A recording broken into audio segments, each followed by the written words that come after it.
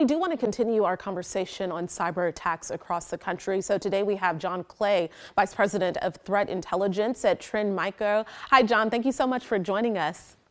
Yeah, glad to be here. Okay, first, can you just give us the scope of ransomware attacks on companies and how they get through their security? Yeah, certainly ransomware has been a problem for a long time now, and it continues to be a problem. It will continue to be a problem in 2024. And the actors behind the ransomware attacks have shifted a lot of their tactics. And in the past, they used to do mostly phishing of employees, but now they're getting much more sophisticated in terms of targeting the internet-facing assets of a lot of businesses. And that could be your routers, it could be IoT devices, it could be your cloud infrastructure, it could be your website. Looking for any issues, any gaps in your security that they can take advantage of, and then that allows them to get inside the organization pretty easily. Once they're inside, though, then they map out the entire network. They will look for accounts that they can compromise, and then what they end up doing is turning off a lot of the security controls because they have the access through an administrative account that they've compromised. Finally, and in many cases, what they'll do prior to dropping the ransomware is they will exfiltrate a whole bunch of data from that organization. Then they will drop the ransomware that encrypts their files and folders, and then they negotiate that ransom. If the company decides not to pay the ransom, then they come back and say, well, we stole a bunch of data and we'll put it on the internet, or we'll sell it in the underground unless you pay us an extortion fee for that. So they've definitely taken it to a new game, and they're making a lot of money off of it. Absolutely. And so what should people do if they feel like their personal information has been leaked?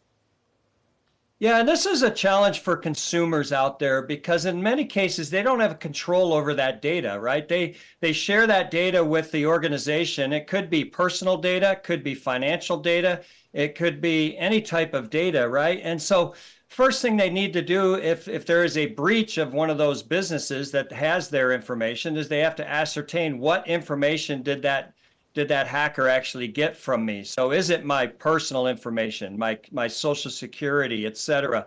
Is it my financial information? Do they have a credit card on file that they may have gotten? Is it my account credentials? So is it my username, password?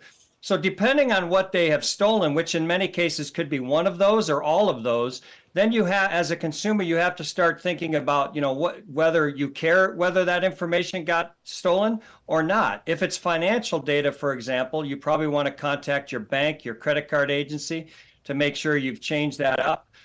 If it's personal information, you may not worry about it as much unless it's Social Security. Then you may want to contact the FTC or law enforcement.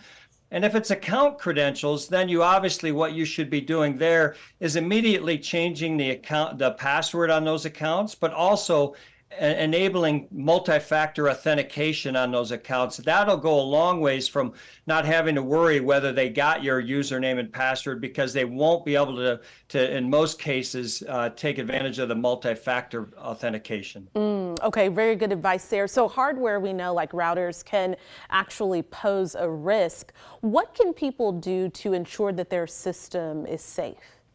Yeah, that's a good one, because a lot of people, when they get routers in their homes, the first thing they should be doing is changing the administrative password that comes, because it's normally a hard-coded password that's in the system already.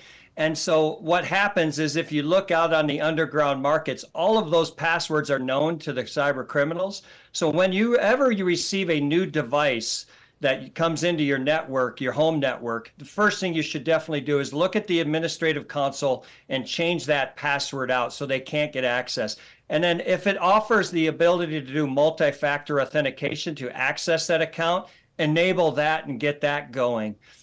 Security products that are out there can also help. There's device security that you can get. There's network scanners that run on your home network that can scan your entire network to see if there's any issues in that area too. Okay, Jon Clay, thank you so much for being here with us and some really great pieces of advice for us this afternoon. Thank you. Have a great day.